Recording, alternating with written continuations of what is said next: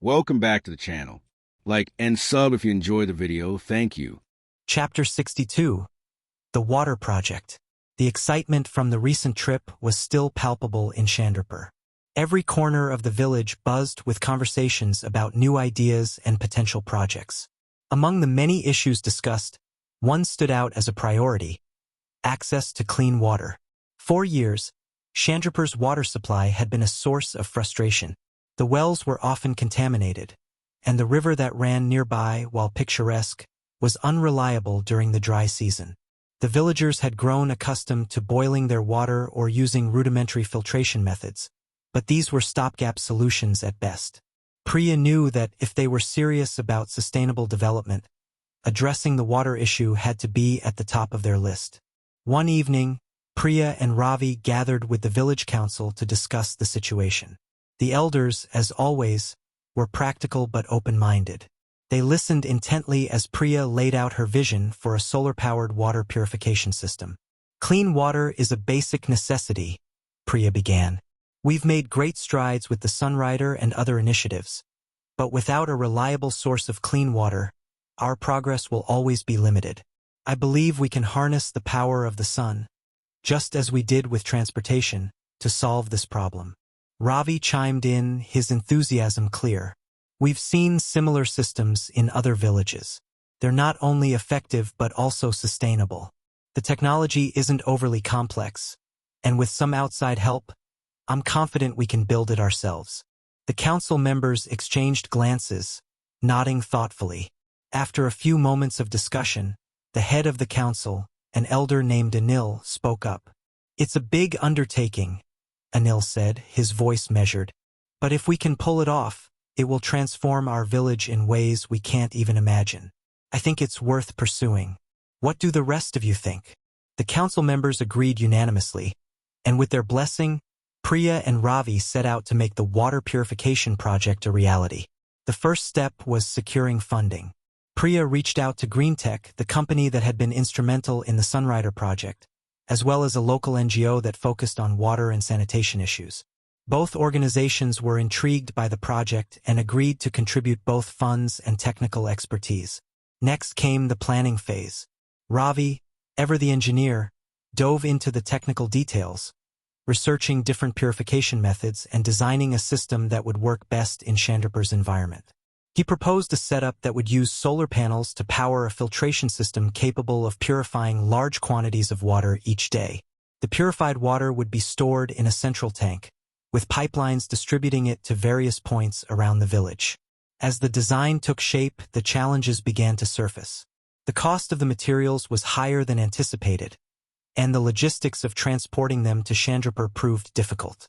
Additionally, while the villagers were eager to help, many lacked the technical skills needed for the construction. Despite these hurdles, the project moved forward. Priya organized a series of training sessions to teach the villagers the necessary skills, from basic plumbing to solar panel installation. Ravi, with his patient demeanor, became the de facto instructor, guiding the villagers through each step of the process. One afternoon, as they were working on installing the solar panels, a sudden gust of wind knocked over a stack of materials, sending pipes and tools clattering to the ground. The noise startled everyone, and for a moment, the group stood in stunned silence. "This project is cursed," one of the workers muttered, frustration evident in his voice.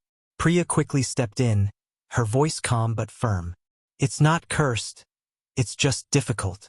But we've faced challenges before, and we've always overcome them. We can do this if we stay focused and work together." Her words had the desired effect, and the group soon resumed their work with renewed determination. However, the incident served as a reminder that the project was far from easy. As the weeks went by, progress was steady but slow. The villagers poured their energy into the work, often laboring from dawn until dusk. There were setbacks. A shipment of crucial parts was delayed. A key piece of equipment malfunctioned, but each time, they found a way to push through. One day, as Ravi was inspecting the nearly completed system, he noticed a flaw in the design. A critical valve wasn't functioning correctly, and if not fixed, it could compromise the entire system. Ravi spent the entire night working on a solution, His brow furrowed in concentration as he tested different configurations. By dawn, he had it figured out. Exhausted but relieved, he called Priya to share the news. "The valve issue is resolved," he said, rubbing his tired eyes. "It was tricky, but I think we've got it working now." Priya sighed in relief. "I knew you'd figure it out, Ravi. We're so close now. Let's get this finished." And finally, after months of hard work, the day arrived. The solar-powered water purification system was complete. The villagers gathered around the central tank, eager to see the system in action. Priya, with a broad smile, turned the valve that released the first flow of purified water into the tank. A cheer went up from the crowd as the clear, clean water filled the tank, glistening in the afternoon sun. For the first time, Chandrapur had a reliable source of safe drinking water. The village had overcome yet another challenge, and as they celebrated, there was a palpable sense of pride and accomplishment in the air. Priya looked around at the smiling faces, feeling a deep sense of satisfaction. The water project had been one of their most ambitious undertakings yet, but they had succeeded. And in doing so, they had not only improved their own lives, but had also taken another significant step towards a sustainable future. Chapter 63. Overcoming Setbacks. The solar-powered water purification system had been a triumph for Chandrapur, but the honeymoon phase didn't last long.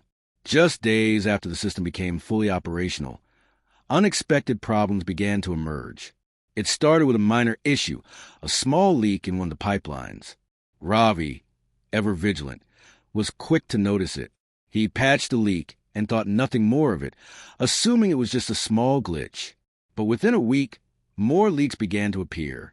Then, the solar panels started to show signs of irregular power output, causing fluctuations in the water purification process. "What's going on, Ravi?" Priya asked one evening as they stood by the central water tank, watching the sun set over the village. The system was supposed to be foolproof, yet it was already showing signs of wear and tear. Ravi sighed, frustration etched on his face. "I don't know. The design should work perfectly. I've checked everything twice, and it all seems right, but something is off." As the days went on, the problems only escalated.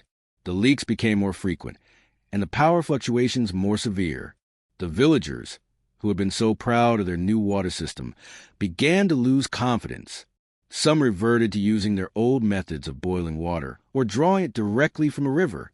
The final straw came when the purification system suddenly shut down one afternoon, leaving the village without clean water for nearly an entire day. The villagers gathered in the square, their faces filled with concern and frustration. "We trusted this system to provide us with clean water," one elder said during an impromptu meeting. "But now we're back to where we started. What are we going to do?" Priya felt the weight of their words. She knew how much hope they had placed in this project, and seeing their trust waver was painful. But she also knew that giving up was not an option. "We're not giving up," Priya said firmly. "We've faced challenges before, and we've always found a way to overcome them. This is no different. We'll figure out what's wrong and we'll fix it."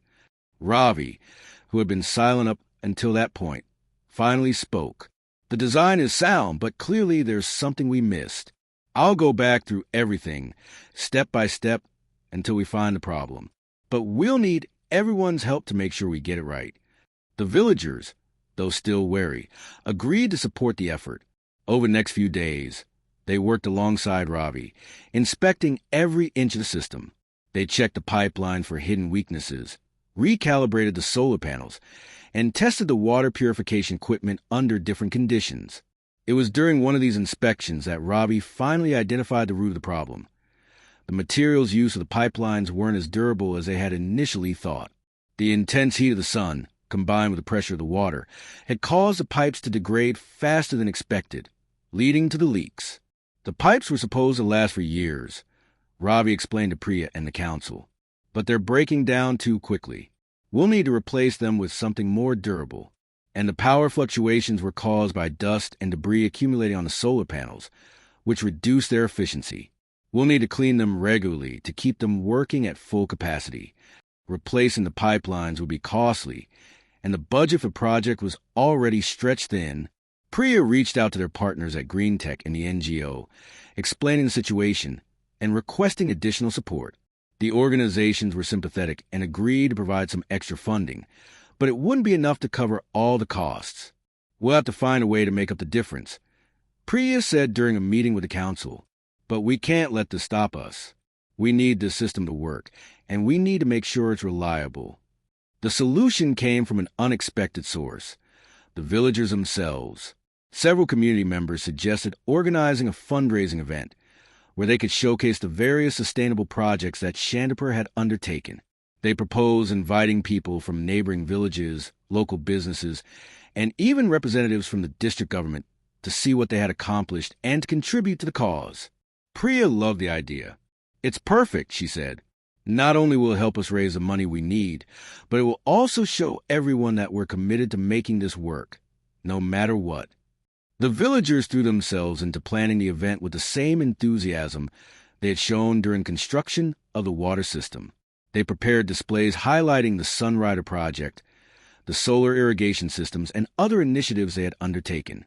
Local artisans contributed craft to be sold, and the children performed traditional dances to entertain the guests. On the day of the event, the village was alive with activity. Guests arrived from all over the region, curious to see the village that had become a beacon of innovation. The fundraising effort was a success, with contributions pouring in from visitors who were impressed by what they saw.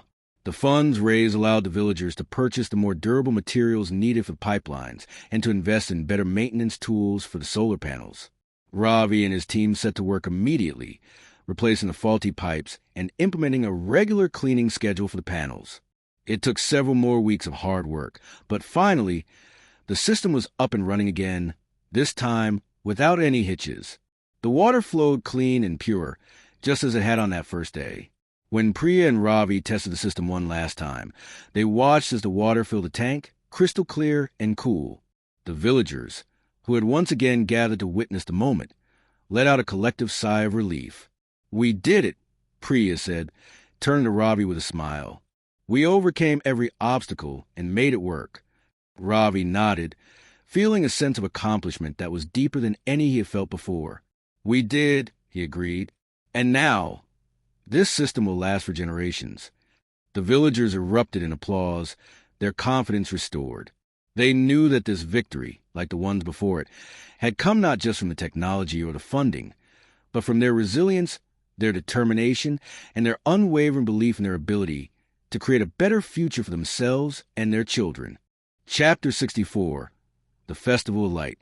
With the water purification system finally working seamlessly, the villagers of Chandrapur were filled with a renewed sense of hope and achievement. The challenges they had faced over the past months had brought them closer together, and now it was time to celebrate. The timing couldn't have been better, as the annual Festival of Light, a beloved local tradition, was just around the corner. The Festival of Light, known as Jyoti Mahotsav in the region, was a time when the entire village came together to celebrate the victory of light over darkness, knowledge over ignorance, and hope over despair. Traditionally, the festival involved lighting oil lamps around the village, performing rituals at the temple, and sharing a feast with family and friends. But this year, Priya and Ravi wanted to make it extra special, a way to celebrate not just the festival, but also the recent triumphs the village had achieved. As the preparations for the festival began, the atmosphere in Chandrapur buzzed with excitement.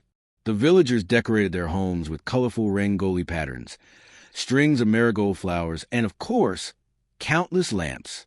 Priya and Ravi, along with the village council, decided to add a new element to the festival, a showcase of all the sustainable projects the village had undertaken, with a special focus on the solar-powered water purification system. Priya envisioned a grand illumination ceremony where they would light up the entire village with solar-powered lights as a symbol of their progress and commitment to sustainability. She and Ravi worked with the village's young electricians to set up solar-powered lanterns and fairy lights throughout the village, leading from the temple to the central square where the water purification system was located. The day before the festival, the village was a hive of activity. Everyone was involved in the preparations. Women preparing sweets and snacks, men setting up stalls and decorations, and children practicing for cultural performances they would present that evening. The smell of freshly cooked food, The sound of music and the sight of bright, colorful decorations filled the air with a sense of joyous anticipation. On the day of the festival, as the sun began to set, the village gathered at the temple for the opening rituals. The priests led the villagers in prayer, invoking blessings for prosperity, health, and happiness. After the rituals, everyone made their way to the central square for the grand illumination ceremony. As night fell, the village square was bathed in the warm glow of the solar-powered lights. The villagers stood in awe as the lights illuminated their surroundings, casting a magical glow that seemed to chase away every shadow. The central water tank, now a symbol of their hard work and determination, was also lit up, its clear water reflecting the lights in a dazzling display. Priya, standing at the forefront, addressed the crowd. "This festival is about more than just tradition," she said, her voice filled with emotion. "It's about celebrating our achievements, our resilience, and our commitment to building a better future.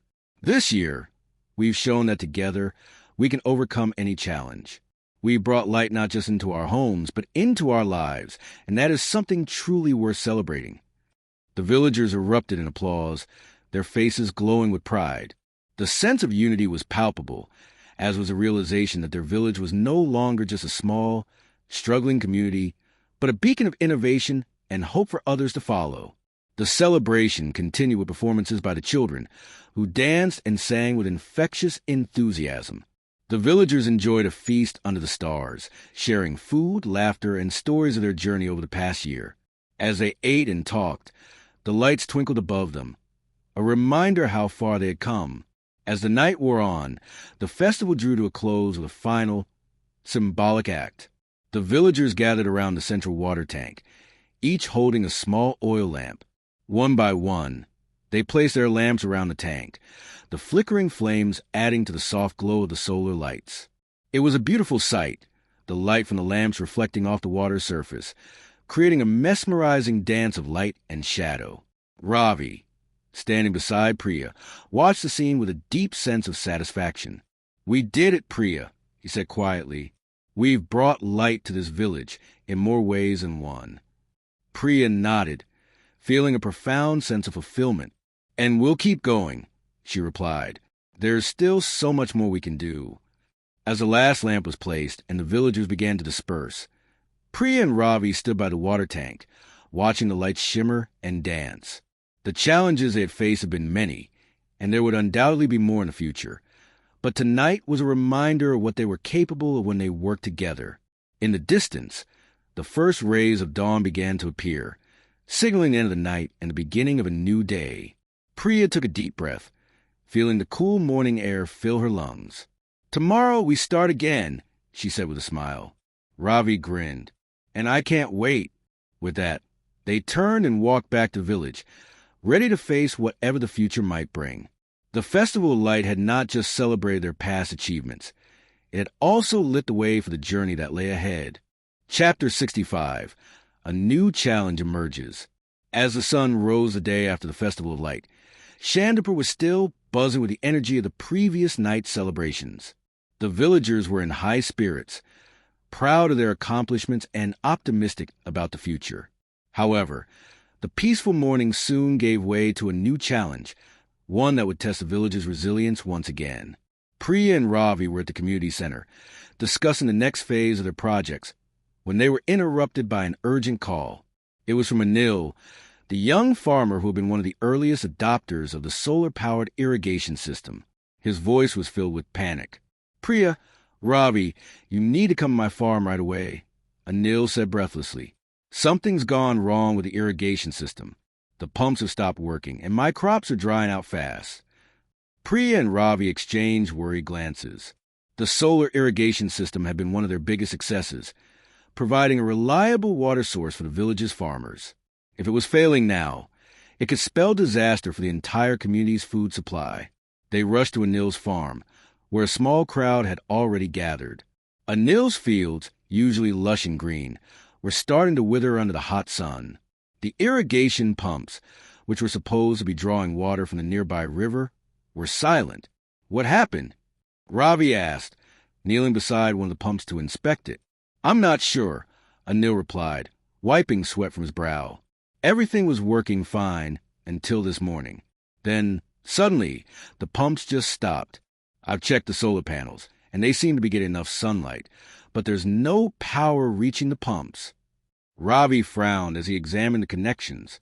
Everything appeared to be in order, but the pumps remained unresponsive.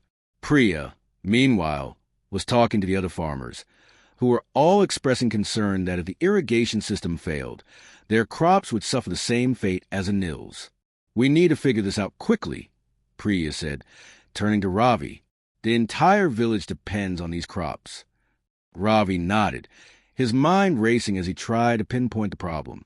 He tested the solar panels, the batteries, and the wiring, but everything seemed to be functioning as it should. Yet, the pumps remained dead. As he worked, the situation grew more dire. Word spread quickly through the village, and more farmers began reporting issues with their irrigation systems. By midday, it was clear that the problem wasn't isolated to Anil's farm. It was affecting the entire village. Back at the community center, Priya and Ravi convened an emergency meeting with the village council and the farmers. The mood was tense as they discussed the situation. "This is a disaster," one of the elders said gravely. "If we can't get the irrigation system back up and running soon, we'll lose our crops. And without those, we'll face a severe food shortage." Priya tried to remain calm as she addressed the group. "We've faced tough challenges before, and we've always found a way through. We'll do the same this time. But we need to understand what's causing the problem." Ravi, who had been deep in thought, suddenly had an idea. "What if it's not the system itself that's the problem, but something external?" he suggested. "We've been so focused on equipment that we haven't considered other possibilities." "What do you mean?" Priya asked, intrigued. "The river," Ravi said. "What if something has happened to the river? If the water levels have dropped or the flow has been obstructed, it could explain why the pumps aren't working." The room fell silent as everyone considered this possibility. It made sense. If the river wasn't providing enough water, the pumps wouldn't be able to draw anything, no matter how well the system was functioning. "We need to check the river," Priya said decisively. "If there's a blockage or a drop in water levels, we need to find out what's causing it and how we can fix it." A group of villagers, including Priya, Ravi, and some of the farmers, set out for the river. As they approached, they immediately noticed that something was wrong. The usually fast-flowing river had slowed to a trickle, and in some places, the water was almost stagnant. "This isn't normal," Anil said, staring at the river in disbelief. "This time of year, the river should be full. What's happened?" Ravi waded into the water, moving upstream to investigate further. After a short walk, he found the source of the problem.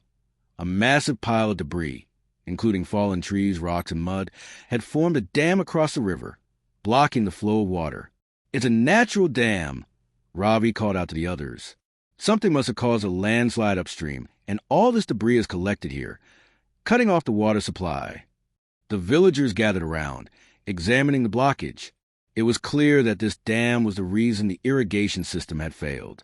Without the river's flow, there was no water for the pumps to draw. "We'll need to clear this out if we want to restore the water flow," Ravi said. "It's going to be hard work, but it's the only way to get the irrigation system working again." The villagers, undeterred by the scale of the task, immediately set to work. Using whatever tools they had, they began dismantling the dam, removing the debris piece by piece. It was exhausting labor, but they worked tirelessly, motivated by the knowledge that their crops and their livelihoods depended on it. Priya organized the effort, coordinating shifts so that no one became too fatigued. As the day wore on, more and more villagers arrived to help, bringing with them tools, food, and water to keep the workers going. By late afternoon, they had made significant progress. The pile of debris had been reduced considerably, and the river was beginning to flow more freely. As the last few logs and rocks were pulled away, the water finally surged forward, rushing downstream with renewed force. The villagers cheered as the river resumed its natural flow, the sound of the water filling the air like music. Ravi immediately checked the irrigation pumps, and, as he had hoped, they roared back to life, drawing water from the river once more. "We did it!" Priya exclaimed, her voice filled with relief and pride. "The irrigation system is back online." The farmers, who had been on edge all day, let out a collective sigh of relief. The crops were saved, and with them, the village's food supply. As they returned to the village, exhausted but triumphant, Priya and Ravi couldn't help but feel a deep sense of satisfaction. They had faced yet another challenge and had overcome it through teamwork, determination, and a willingness to look beyond the obvious solutions. Back in the village square, the council called for a celebration, and the villagers, still riding the high from the Festival of Light, eagerly agreed. That evening, the square was filled with laughter, music, and the smell of freshly cooked food as the villagers gathered to celebrate their latest victory. As the night wore on, Priya and Ravi stood on the edge of the square, watching the festivities with a sense of contentment. They knew that more challenges would come, but they were confident that, whatever the future held, they would face it together, just as they always had. And as the moon rose high above Chandrapur, casting a silver glow over the village, the river continued to flow, its waters a symbol of life, resilience, and the unbreakable spirit of a community united in purpose.